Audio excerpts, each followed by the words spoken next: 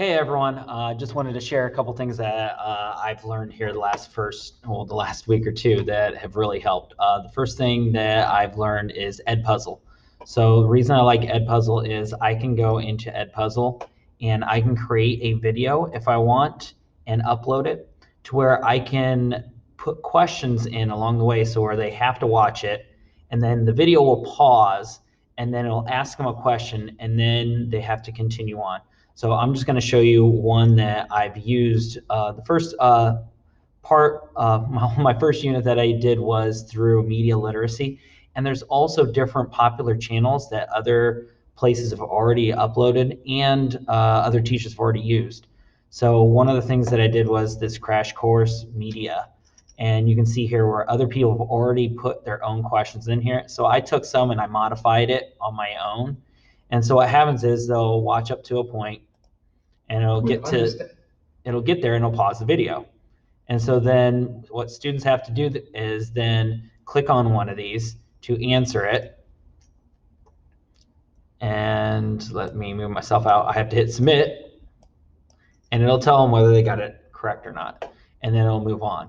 So what's interesting then is I'm going to go out of this and I'm going to show you what happens then on the class end. So then I have my classes here where I've signed the videos. And then I can open up my classes and I can see who's watched them, how much they've watched, and did they answer all the questions. And if they're multiple choice, it'll even show me the percentages of it. That's the really cool part. Then what I can do is I can even go into my, I can open up each one, or I can open up the questions. And so if I open up the questions, I can see how my class does. All right, what were they getting right? What were they getting wrong? And it reveals each individual person's answer as well in the course, which I really like. But then in the grade book, you can just go through here and then you can see what their score was and you can just put your grade book on one side and just enter the scores for it.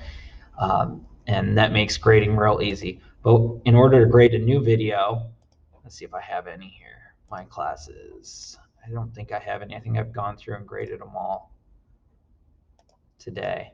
But if you did have a video, oh no, I do have some. So this is from Some Good News from yesterday. So I can pop this up to grade their answers. Let's just say I don't want to do multiple choice and I want short answers. So we can go through here and the question was, as we prepare for a Black Hawk News show, what segments or content should we include? And then they had some answers. And I can go through and I can mark whether it's incorrect or correct and I can give them a comment on it. I can even preview the video segment that just came up before the question in case I want to review whether that stuff was covered in the video. But I can just mark what's incorrect and then I can click up here and just say everything else is correct and click, and then it just grades everything that quickly. So that's one of the things that I've learned. The other thing was on my Power School.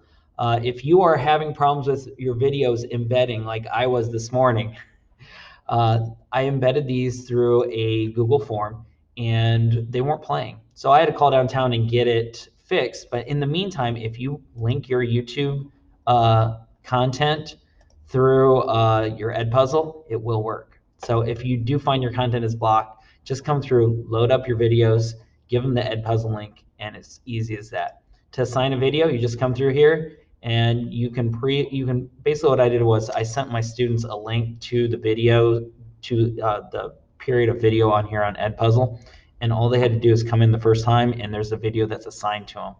How do you assign it? You just come over here and hit assign and you choose which class it is.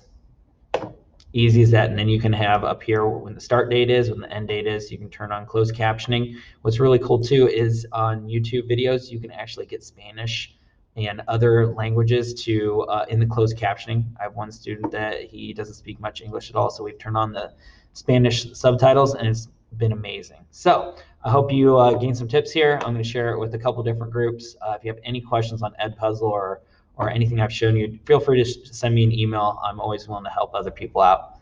So I hope everyone's having a great day, getting stuff done, and we'll see you guys around.